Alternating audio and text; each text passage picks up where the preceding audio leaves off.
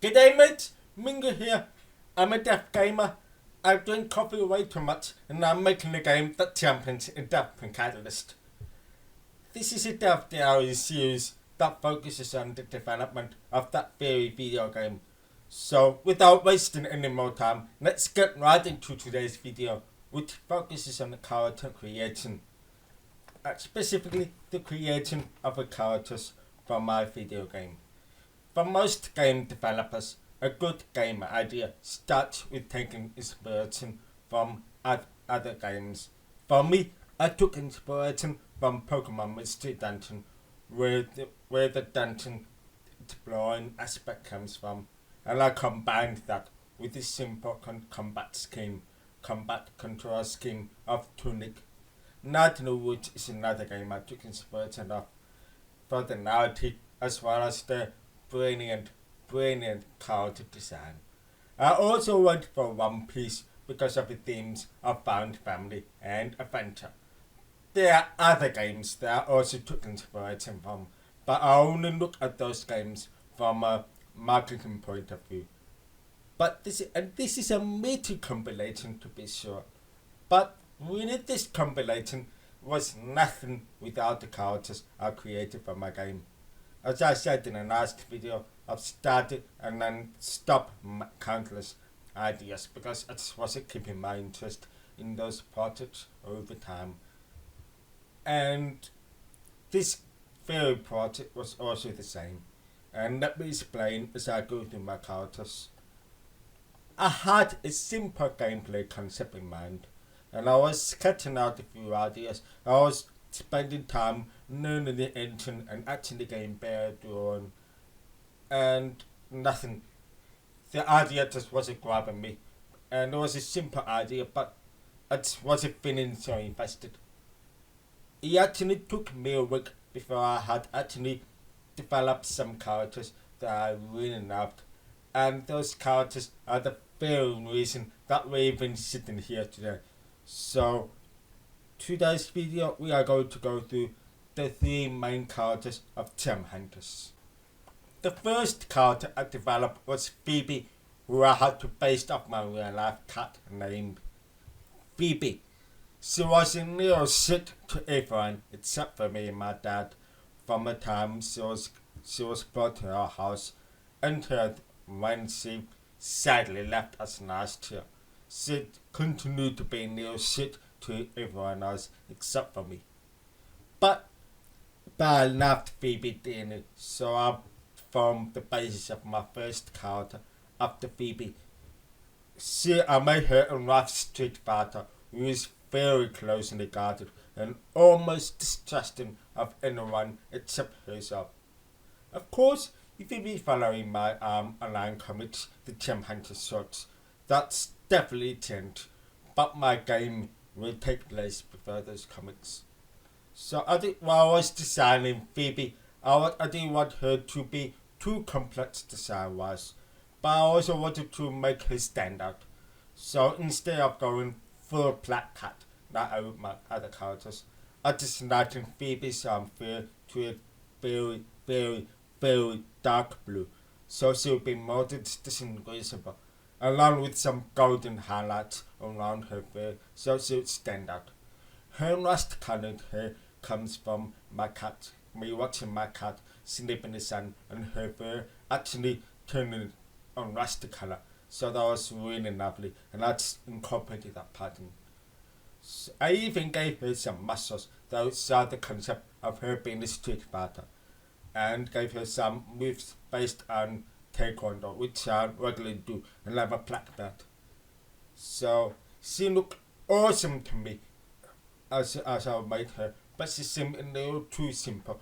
Like, she was a street fighter, but there wasn't much else to her. So a friend gave me the suggestion to give her a personal memento, so that people would be able to collect with her more emotionally. So I gave Phoebe a small trinket around her neck that would collect her with her original family as well as her new family. But I'm not going to get into that yet. You'll just have to wait and see. As I get into my second character, I want you all to understand that I created him as a companion to the final character, the deaf character. In fact, I created all three characters at the same time. So, I created all of them with the mind that they will be failures to one another. I do not think of Alfonso, the male dingo, as his own character, who is a de facto leader, and the main reason the gem hunters themselves really exist in the first place. Look, he's just another hunter. He has his simple but really awesome look that I think. And he wields a shotgun that's created specifically to shoot gems at enemies. And he's awesome. He was already growing up, but I decided to give him a bit more identity, and I've given him a gem pouch where he stores his own gems to use as ammo, and he sometimes pulls out a notebook to be able to read it during the gameplay.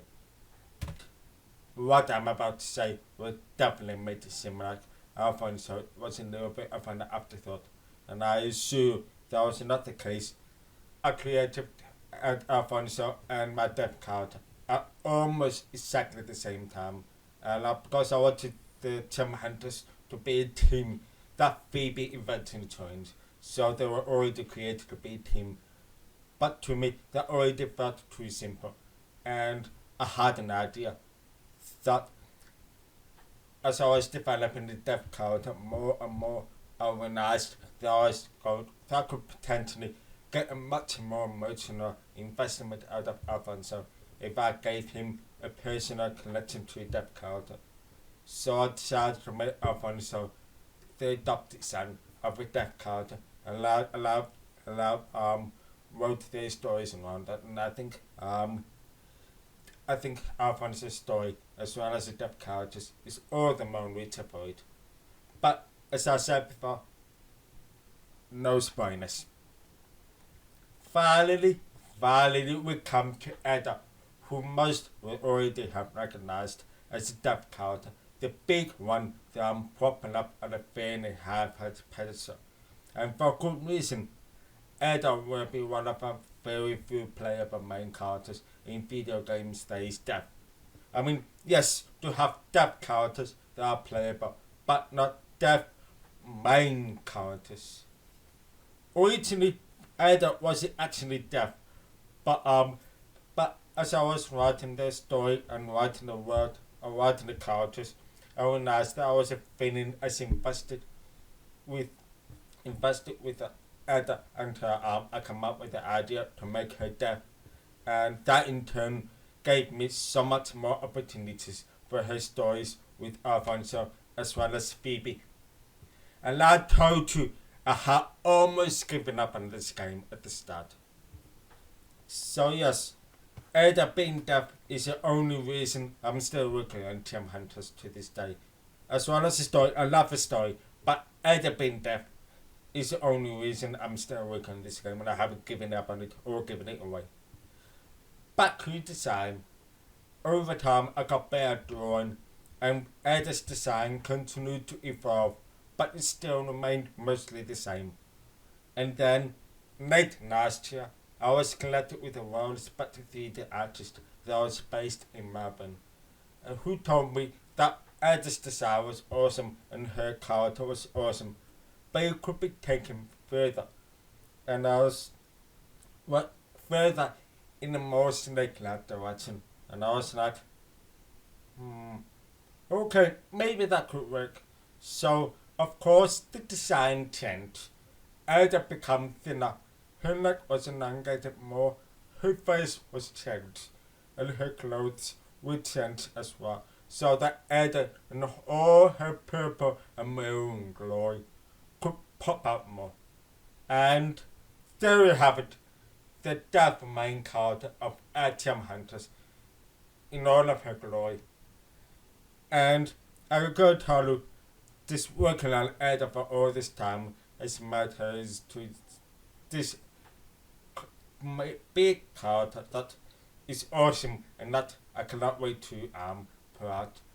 But in the end, to me, Team Hunters is not just about Ada.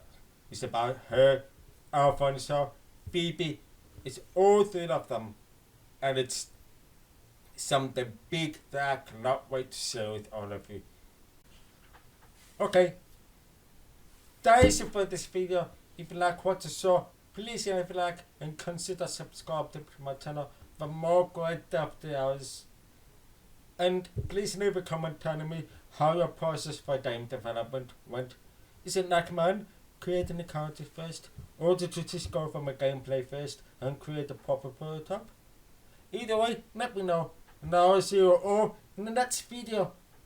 Goodbye, mates.